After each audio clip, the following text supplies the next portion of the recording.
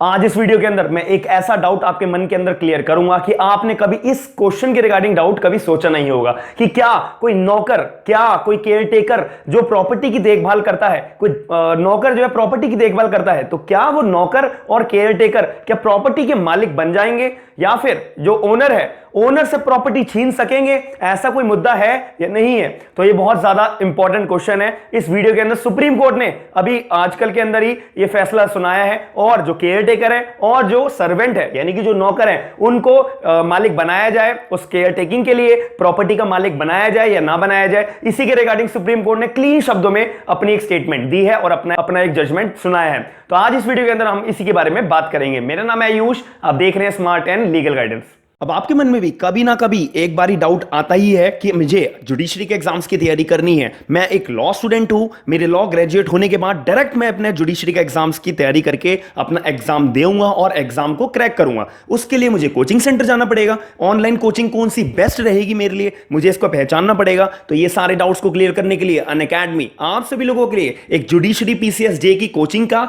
एक best platform लेकर आया है, जिसमें लाइव इंटरैक्टिव क्लासेस होती हैं, पोल्स का आपको फीचर दिया जाता है, साथ ही में मुझे सबसे बढ़िया एक फीचर लगता है रेज अ हैंड का, जिसमें कोई भी बच्चा अगर लाइव क्लास पढ़ रहा है, सब्सक्रिप्शन परचेज कर रहा है, फिर वो लाइव क्लास पढ़ रहा है, उसके बाद वो चैट बॉक्स में अपना डाउट नहीं पूछ पा रहा है एजुकेटर से, वो डायरेक्ट रेज अ हैंड की रिक्वेस्ट भेजेगा प्लस एजुकेटर्स को, प्लस क्लास के अंदर डायरेक्ट एजुकेटर ऑडियो की मदद से वो बच्चा और एजुकेटर आपस में अपना डाउट्स क्लियर कर सकते हैं। साथ ही में आपका एक बेस्ट फीचर ये वाला भी मुझे लगता है कि आप कहीं भी और कभी भी क्लासेस ले सकते हो। आपकी कभी by chance live class miss हो गई है, कोई बात नहीं, आप रिकॉर्डेड क्लासेस देखिए। साथ ही में इसके अंदर ये सबसे बड़ी स्पेशलिटी है अनअकैडमी की, ये हर महीने नया बैच लेकर आते हैं। आपको T20 की टेस्ट सीरीज भी करने के लिए मिलती है फ्री ऑफ कॉस्ट। प्राइसेस आपकी स्क्रीन के ऊपर शो हो रहे हैं, 1 month, 3 month, 6 months, 12 months, 18 months और 24 मंथ्स। आपको सबसे बेस्ट बात यह है कि मेरा कोड यूज करने पे SLG10 का आपको 10% डिस्काउंट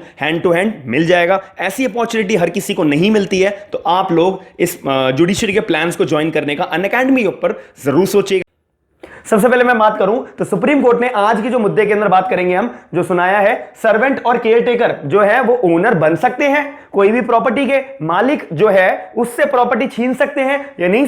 छीन सकते, लीगली तौर पे प्रॉपर्टी छीन सकते हैं या नहीं छीन सकते। सबसे पहली बात मैं बात करूं तो जितने भी सर्वेंट होते हैं, जो केयर टेकर होते हैं, सुप्रीम कोर्ट ने क्लीन शब्दों में पहली बात क्या बोली कि भाई कोई भी जो है मालिक नहीं बन सकता, भले ही आप 1 साल तक के लिए उस घर के या उस प्रॉपर्टी के मालिक हो या केयर टेकर हो, चाहे 100 साल तक के लिए तुमने उस प्रॉपर्टी का मालिक केयर टेकिंग कर रहे हो या फिर नौकरी उसके अंदर नौकरी करते हो, नौकर हो उस प्रॉपर्टी के अंदर, 1 साल से लेकर 100 साल तक, जितने साल तक के लिए भी तुम उस प्रॉपर्टी के मालिक कभी भी नहीं बनोगे। याद रखना, कभी भी सर्वेंट यानी कि नौकर केयर टेकर करने वाला प्रॉपर्टी का वो कभी भी मालिक नहीं बन सकता, ना ही वो दावा कर सकता कोर्ट के अंदर कि मैं इस प्रॉपर्टी का क्या बन चुका हूं, मालिक। कभी भी ऐसा नहीं हो सकता। लेकिन अभी मुद्दा आया क्यों? अब इसके अंदर एक और सुप्रीम कोर्ट ने क्या बोली, irrespective of the time period. इसका मतलब यह है कि अगर नौकर या फिर केयर टेकर कोर्ट के अंदर ये बोले, जज साहब मैं 100 साल से, 10 साल से, 20 साल से इस प्रॉपर्टी का केयर टेकर हूं या इस प्रॉपर्टी के अंदर मैं सर्वेंट हूं, नौकर हूं,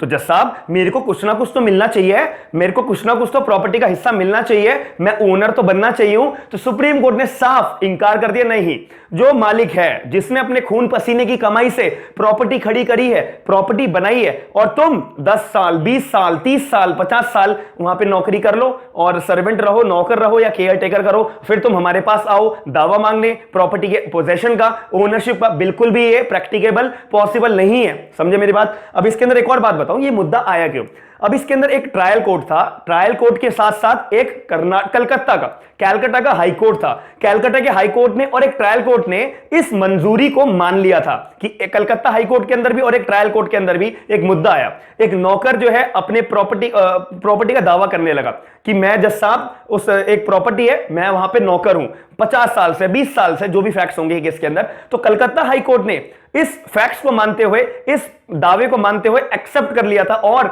नौकर को जो है प्रॉपर्टी दे दी थी। अब जो ओनर था उस प्रॉपर्टी का, उसको प्रॉब्लम हुई, यार मेरी प्रॉपर्टी जा रही है, खून पसीने से तो मैंने बनाई है प्रॉपर्टी, लेकिन जो मालिकाना हक है, जो ओनरशिप है वो नौकर को मिल रही है। तो इस केस के अंदर जो ओनर था प्रॉपर्टी का वो भागा सुप्रीम कोर्ट, उन्होंने सुप्रीम कोर्ट के अंदर एप्लीकेशन फाइल करी, तो सुप्रीम कोर्ट के अंदर फिर ये दावा आया, तो सुप्रीम कोर्ट ने अपने क्लीन शब्दों में बोल दिया कि नौकर और केयरटेकर जो प्रॉपर्टी का केयरटेकर कर रहे हैं और जो सर्वेंट नौकर जो प्रॉपर्टी को संभाल रहे हैं वो कभी भी मालिकाना हक नहीं पाएंगे, वो कभी भी मालिक नहीं बनेंगे, पहली बात। दूसरी बात इसके अंदर मैं बात करूं तो जस्टिस सुप्रीम कोर्ट के जस्टिस ए के रस्तोगी, जस्टिस ए एस ओका, ये इन दोनों जस्टिस साहब ने जो है एक ऑर्डर पास करा और इन्होंने बोला क्लीन शब्दों में कि भाई नौकर को या केयरटेकर को, भाई तुम 3 महीने के अंदर अंदर जो तुमने प्रॉपर्टी हथियार रखी है, जो तुमने पोजेशन इलीगल तरीके से लिया हुआ है, तो अगर तुमने 3 महीने के अंदर अंदर खाली नहीं करा तो तुम्हारे पर कड़क बहुत स्ट्रिक्ट जो है लीगल एक्शन लिया जाएगा। क्यों? क्योंकि तुम एक नौकर हो और तुम एक केयरटेकर हो, और एक नौकर या केयरटेकर होने के नाते तुम किसी मालिक के या फिर किसी के भी प्रॉपर्टी में कब्जा कर रहे हो। तो ऐसे केस के अंदर अगर तुमने 3 महीने के अंदर अंदर प्रॉपर्टी को खाली नहीं करा तो लीगल एक्शन लिया जाएगा। दूसरी बात इन्होंने यह भी बोला कि ओनर ऑफ द प्रॉपर्टी, जो प्रॉपर्टी का ओनर था, उसने फिर सुप्रीम कोर्ट में एप्लीकेशन फाइल करी थी, order number 7 rule number 11 of the CPC. क्यों? क्योंकि जो ये नौकर था, इस नौकर ने क्या करा, अपने कोर्ट के अंदर केस फाइल करा हुआ था सीपीसी के अंदर ही मालिकाना हक पाने के लिए, कोड ऑफ सिविल प्रोसीजर के अंदर इन्होंने केस फाइल कर रखा था नौकर ने मालिकाना हक पाने के लिए। अब इस मालिकाने हक को चैलेंज करने के लिए जो नौकर मालिक था, मालिक ने ऑर्डर नंबर 7 रूल नंबर 11 की एप्लीकेशन फाइल करी कि ये जो नौकर ने जो है कोई केस डाल रखा है ये बिल्कुल स्थगित करा जाए, इसको कैंसिल करा जाए, ये बिल्कुल इररेलेवेंट है, क्योंकि मालिक मैं हूं, मैं नहीं चाहता कि मेरी प्रॉपर्टी नौकर ले जाए या केयरटेकर ले जाए, मैंने बहुत मेहनत करी है इस प्रॉपर्टी को बनाने में। साथ ही में सुप्रीम कोर्ट ने बोला कि अगर नौकर जो है किसी भी तरीके का कंपनसेशन तक भी फाइल और क्लेम नहीं कर सकता है मालिक से कि मैं जो है जज साहब इतने टाइम से प्रॉपर्टी को संभाल रहा हूं, मेरे को इतने रुपए का मुआवजा तो मिलना चाहिए, ऐसा भी किसी भी तरीके का मुआवजा कंपनसेशन नौकर और केयरटेकर मांगने के लिए बिल्कुल भी हकदार नहीं है, ये क्लीन शब्दों में सुप्रीम कोर्ट ने बोला। साथ ही में आखिर में सुप्रीम कोर्ट ने बोला कि सर्वेंट जो है जो रह रहा है और जो केयरटेकर है वो रह रहा है किसी के मालिक के अपने घर में बहुत लंबे समय से, भले मालिक घर में हो या ना हो, नौकर के भरोसे अगर प्रॉपर्टी छोड़ के गए हो, केयरटेकर के भरोसे अगर प्रॉपर्टी छोड़ के गए हो, और नौकर ये बोले कि मैं 10 साल 20 साल से जो है संभाल रहा हूं प्रॉपर्टी, तो सुप्रीम कोर्ट ने क्लीन शब्दों में बोलते नहीं, ऑर्डर नंबर 7 रूल नंबर 11 के तौर पर मदद लेते हुए साथ ही में जो सर्वेंट की तरफ से मालिकाना हक मांगा जा रहा है वो हम कैंसिल करते हैं, स्थगित करते हैं। और सुप्रीम कोर्ट ने सारे के सारे आर्गुमेंट्स को रिजेक्ट करते हुए ये क्लीन शब्दों में बता दिया था। क्या बताया था? कि सर्वेंट और caretaker are not the owner of the property, जो वो इसका केयरटेकर बने हुए हो या संभाल रहे हो। तो मैं आशा करता हूं कि आपको जो मैंने पूरी वीडियो के अंदर इंफॉर्मेशन दी है, एक इंफॉर्मेशन आपको बहुत अच्छी लगी होगी, साथ ही में आपका एक नया पॉइंट क्लियर हुआ होगा। पूरे जजमेंट की जो कॉपी है वो आपको लिंक जो है डिस्क्रिप्शन बॉक्स में मिल जाएगा। ऐसी वीडियोस, ऐसी अपडेट्स आप देखना चाहते हैं तो आप मेरे चैनल को सब्सक्राइब जरूर करिएगा, वीडियो को लाइक जरूर करिएगा और अपने करीबी दोस्तों को इस इंफॉर्मेटिव वीडियो को शेयर करके उनको नॉलेज जरूर दीजिएगा। थैंक यू, धन्यवाद।